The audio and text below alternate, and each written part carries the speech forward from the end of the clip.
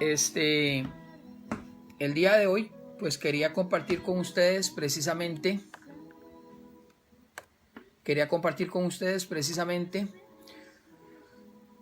un tema muy emocionante, un tema bíblico muy interesante, ¿verdad?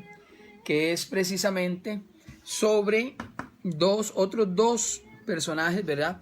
Como lo es Caín y Abel. Caín y Abel, ¿verdad? Caín y Abel, que precisamente pues son dos personajes que se encuentran en el libro del Génesis. Ayer compartíamos, ¿verdad?, que la Biblia fue todo un proceso, ¿verdad? La conformación de la Biblia fue todo un proceso, ¿verdad?, que duró, y que uno de los últimos libros en incluirse en la Biblia, en lo que es el Antiguo Testamento, fue precisamente el libro del Génesis. El libro del Génesis. Y es que precisamente fue el libro del Génesis, ¿por qué? Porque el libro del Génesis vino a compilar, vino a introducir todos los libros de la Biblia. Y eso es lo más importante, eso es lo más hermoso, eso es lo más bonito, que el día de hoy vamos a hablar de dos personajes que se encuentran en el Génesis, capítulo 4, versículo del 1 al 17. Y es precisamente, los conocemos como Caín y Abel. No sé si ustedes recuerdan el par de hermanillos, ¿verdad? Caín y Abel, que uno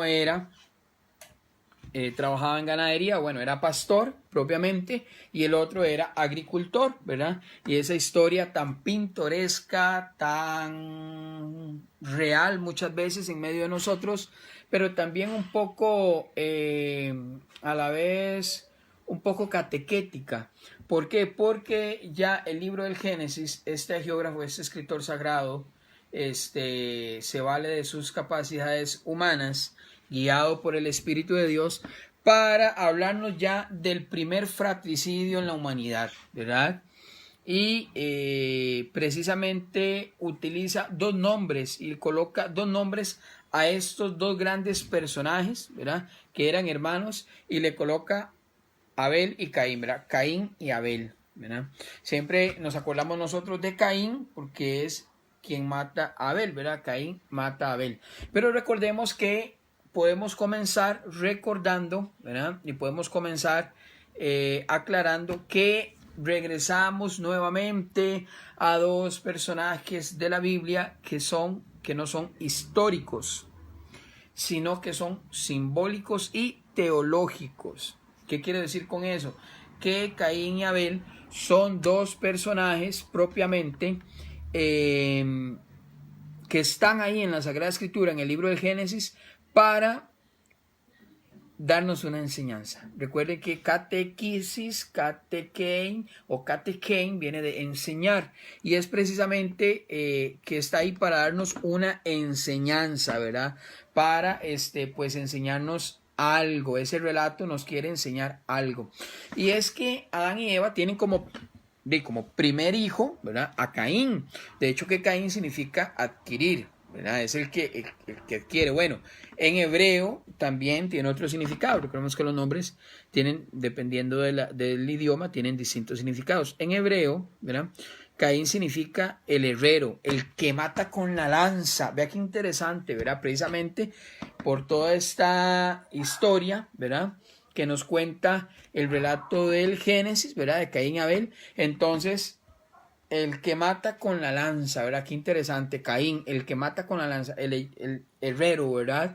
Y Abel, que significa soplo, cosa que se desvanece, nada, imagínense, eso significa Abel.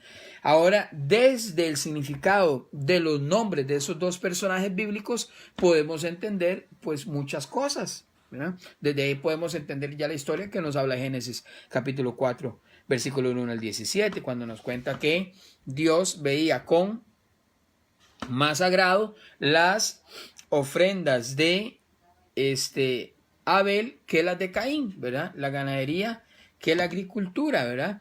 Vea qué interesante.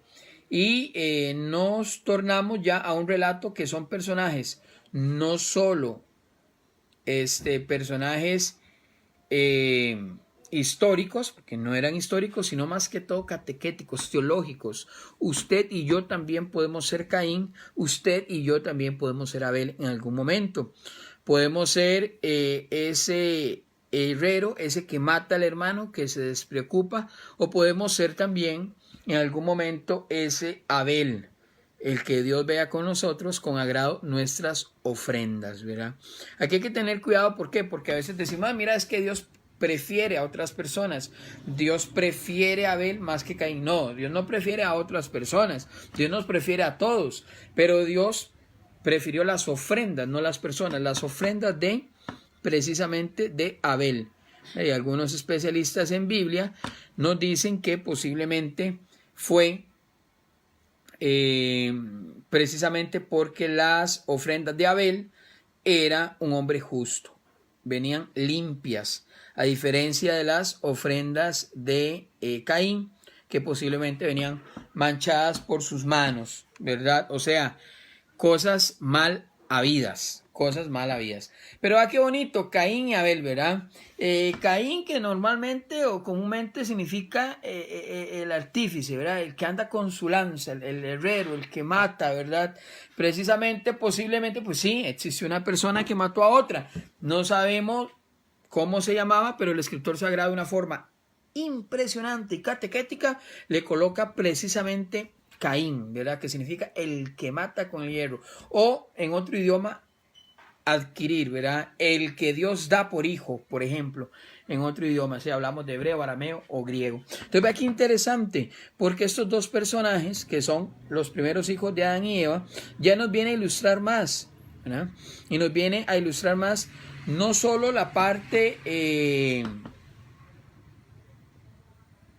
que nosotros podemos ver, como es el relato de un hermano matando a otro, un hermanillo matando a otro, y que la sangre, y que lo manda fuera del paraíso, y ahora no vas ahora tus frutos ya no habrá, ahora las pagarás con sangre, etcétera, etcétera. No, eso va más allá. Caín es vanidad, Caín es algo temporal, así nos lo refiere el libro del Eclesiastés. O sea, Caín es algo temporal, porque también Caín nos recuerda a nosotros, también Caín nos recuerda que usted y yo somos algo temporal, que algún día vamos a morir. Eso es lo importante de la historia de Caín y Abel, que Caín en un cierto modo representa a nosotros, y Caín, ojo, Abel, que algún día soplo, cosa que se desvanece. Caín, que nosotros también podemos algún día despreocuparnos por el hermano, incluso llegar hasta matarlo, ¿verdad? Matar las aspiraciones, matar los ideales. ¿Cuántas veces hemos matado también sueños de muchas personas? Y los dejo a ustedes que piensen, incluso en situaciones, en relaciones sentimentales, o en situaciones que a veces hemos tenido familiares. ¿Cuántas veces hemos matado la ilusión de un hijo, de una hija, de un hermano, de un primo, de una prima, de un familiar cercano? ¿Cuántas veces hemos actuado de forma que tal vez papá o mamá no la esperaba de esa manera, ¿verdad? Y a veces se desilusiona, ¿verdad? Se desilusiona con nuestro actuar. ¿Por qué? Porque hemos actuado como Caín, ¿verdad? Hemos actuado como Caín. Entonces, ve aquí interesante. Abel, cosa que se desvanece, ¿verdad? Soplo, nada. Y algo efímero. Y Caín, el que mata con el hierro, ¿verdad? ¿Qué es lo interesante de esta historia? Bueno, lo interesante es que tanto Caín y Abel están ahí en el libro del Génesis para recordarnos que usted y yo podemos ser Caín y Abel, que usted y yo podemos ser parte de esa historia, que la historia bíblica no es una historia cronológica que lleva fechas, no, la historia bíblica es la historia de nuestra vida. Nosotros somos protagonistas de la vida de Dios. Por eso en la Biblia nosotros ingresamos al ambiente y a la presencia de Dios. Cuando leemos la Sagrada Escritura, la hacemos parte nuestra. El Génesis es parte de mi historia, porque el Génesis me cuenta que también yo soy creado por las manos de Dios. Ayer lo hablábamos con Adán y Eva, que soy salido de las manos de Dios, que soy moldeado por Dios, y que aunque a veces cometa errores, Dios vuelve a moldear. Y muchas veces de la forma que quizás a mí no me gusta, como Adán o como Eva, que también soy tentado por muchas cosas. en el Génesis, bueno, el signo de una serpiente, pero que existen tentaciones, y eso es lo más importante, eso es lo más hermoso de Caín y Abel, de Adán y Eva, que en la Biblia hay que hacer la diferencia cuando hay personajes históricos, personajes cronológicos o personajes simbólicos, y en este caso Caín y Abel son dos personajes simbólicos que también vienen a representar las dos grandes fuentes de comercio del pueblo israelita. Vea qué hermoso. La agricultura y la ganadería era lo que ven el pueblo israelita en aquel tiempo. Por eso Caín representa la agricultura y Abel la ganadería. Por eso Abel ofrecía el primogénito del cabrito, del pastor, de la ovejita, ¿verdad?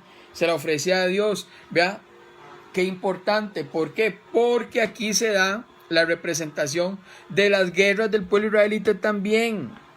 Guerras nómadas y seminómadas. ¿Por qué? Porque se encuentra en el libro de Números, capítulo 7, versículo 29, y en Jueces, capítulo 1, versículo 16. Ahí se dan las dos grandes fuentes. Ahí se dan guerras, ahí se dan los conflictos, ¿verdad? Muchas veces de ese tipo de personas que representan Caín y Abel. Caín representa un pueblo, Abel representa otro pueblo, pero no son más que dos representantes de una situación socioeconómica que estaba en aquel momento, pero que aún continúa, porque Caín y Abel también somos nosotros. Caín y Abel también son aquellas clases sociales. Caín y Abel también representan aquellos agricultores que están luchando el día de hoy porque por lo del COVID-19 no pueden vender y tienen que terminar regalando, vendiéndolo más barato, botándolo. Eso es lo interesante, ¿verdad? Caín y Abel también, esos ganaderos, ¿verdad? Que la luchan, que están sufriendo las situaciones. Ahí en Caín y Abel están representadas toda la historia de Israel. Vea qué bonito, qué hermoso. Al menos las fuentes de comercio, ¿verdad? Representan la vida social, digámoslo así, ¿verdad? Dos culturas, ¿verdad? Hermosas. Hay que tener cuidado. Y para concluir, si quiero terminar con esto. Dios prefiere otras personas. ¿Por qué en la historia de Caín y Abel Dios ve con agrado? ¿Por qué Dios ve con agrado a las ofrendas de Abel, que era ganadero, y no las de Caín?